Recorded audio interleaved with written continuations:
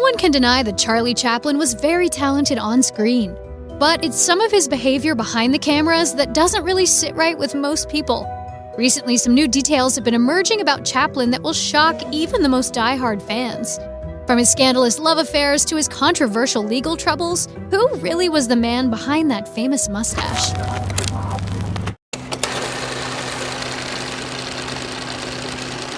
If you haven't watched any of his movies, you for sure have heard his name. Charlie Chaplin owned the spotlight for years with his big contributions to the cinema. He was a talented actor, producer, and even musical composer. But his life wasn't always this great. He was born into poverty in South London, and his parents weren't the best. Charlie grew up with a deadbeat father and a mentally unstable mother before they separated. Eventually, he had to work to make his own living. He spent his whole childhood as a clog dancer, spending his days in and out of warehouses and charity homes. So, did his life at home affect how he turned out when he grew up? While it did not affect his acting talent, Charlie's relations with women were affected permanently. And this was all because of how unstable his mom, Hannah, was. After meeting Charlie's father, Hannah wasn't exactly loyal to him. She went from man to man and did not provide Charlie the care and love he needed. And after she was committed to an asylum, that didn't exactly make things any better for young Charlie. He couldn't even bear to visit her. He started focusing on his work, and soon enough he became one of the most famous actors of that time. He made his first debut in Making a Living in 1914. That same year, he also debuted The Little Tramp, which was his signature character. Women were throwing themselves at him, and his life was so great he could almost forget his childhood. But some of the memories remained in his subconscious. And that was made obvious in the ways he treated women after growing up. It might be a coincidence or not that he was born just 4 days before another cruel, mustachioed famous person, Adolf Hitler. It's no wonder the two are often compared, and not only because Chaplin satirized him in a 1940 film.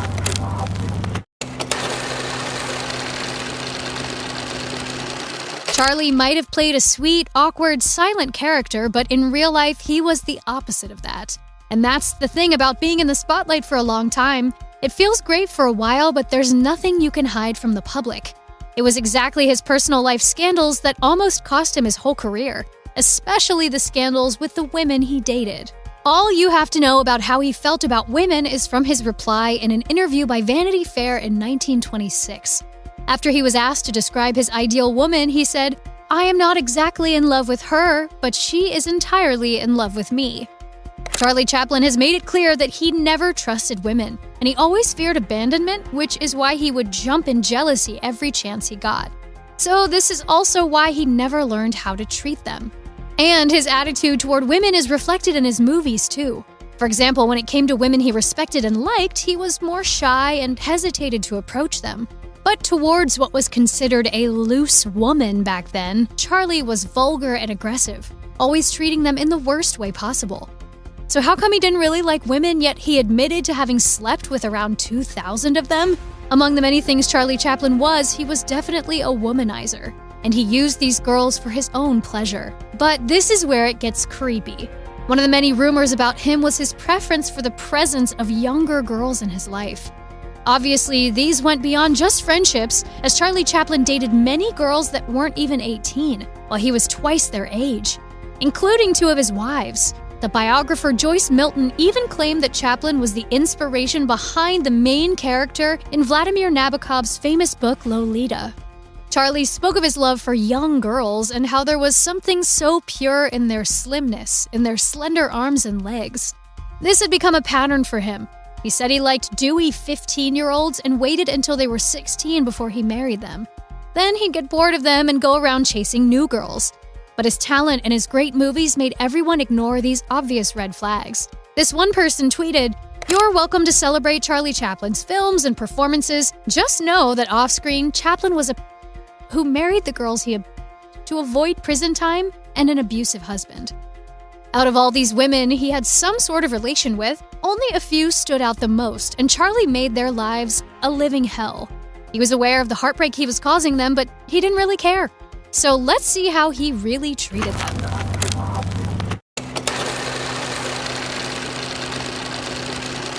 Everyone who gets too close to him, he'll end up suffocating. His own son Michael said about his father, One of his first girlfriends to get a taste of how Charlie treated women was Edna Purviance. She was his co-star that was hired from an ad placement that read, "Wanted, the prettiest girl in California to take part in a moving picture." It was all about looks for him. We're not surprised that soon enough they were more than just partners in a movie. Edna was one of the few people who could deal with his unpredictable moods and behavior, so they started dating and even considered getting married. But it ended after a year when Charlie was giving all of his attention to his work and none to Edna, so she moved on to another man. Charlie didn't really mind as he soon moved on to his next love interest, Mildred Harris, who was only 16. Meanwhile, Charlie had been 29 by then. He was very romantic in the beginning, so we don't really blame her for falling for him. He definitely love-bombed her. He'd send roses to her hotel and wait for her inside his car while she was at work. After a while, they became lovers, but it was a fake pregnancy alert that forced them into marriage, so Chaplin could avoid a terrible scandal. After finding out that she wasn't pregnant, the marriage became unbearable for Chaplin. He was always in a bad mood around her and wasn't treating her as his wife. When, after a while, Mildred actually got pregnant, it still didn't make the couple any happier. Charlie was having affairs with multiple women, while Mildred was at home having breakdowns and being hospitalized for them. Mildred once said, "Charlie married me and then he forgot all about me." When she finally gave birth to his son, he died 3 days later. Since there was nothing keeping the two together anymore, Charlie moved out of the house, and not even a year later, Mildred started the divorce proceedings. That was when everyone saw the different and cruel side of Charlie. "He was short-tempered, impatient, and treated me like a cretin," she stated. "He said he had to be free to live his own life and do as he pleased." After being granted $100,000, both Mildred and Charlie moved on with their lives. But Charlie was back to his old ways. His next and most disastrous relationship was with a literal child, the 15-year-old Lita Gray. She has described the relationship as nothing but revolting and inhumane. Charlie had known her since she was 8 when she played in his film The Kid, but he had waited until she was 15 and he was 35 to seduce her. She had also gotten pregnant, and this time it wasn't a false alarm. So Lita's mother threatened to go to the police if Charlie didn't marry her daughter. Of course, Charlie wanted to avoid any jail time that would damage his career, so he agreed to get married. That was when Lita's life went downhill. Lita revealed that he was revolting, degrading, and offensive. She was forced to do things she didn't want to, and he even yelled at her when she refused to listen to him. It even came to the point where he encouraged her to jump out of a train right after their marriage. The exact words Charlie said were, "This would be a good time to put an end to your misery. Why don't you jump?" His behavior became worse after she got pregnant with their second child, and he installed a listening device in their bedroom and also patrolled the house with a gun at night. Finally, Lita decided to put an end to this hell and filed for divorce, accusing him of pulling a gun on her and trying to force her to have an abortion.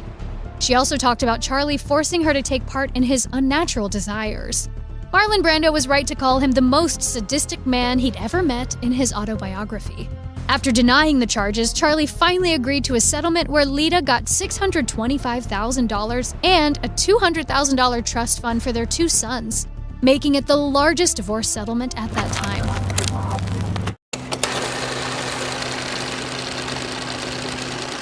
After these failed relationships and marriages, Charlie finally managed to find love somehow.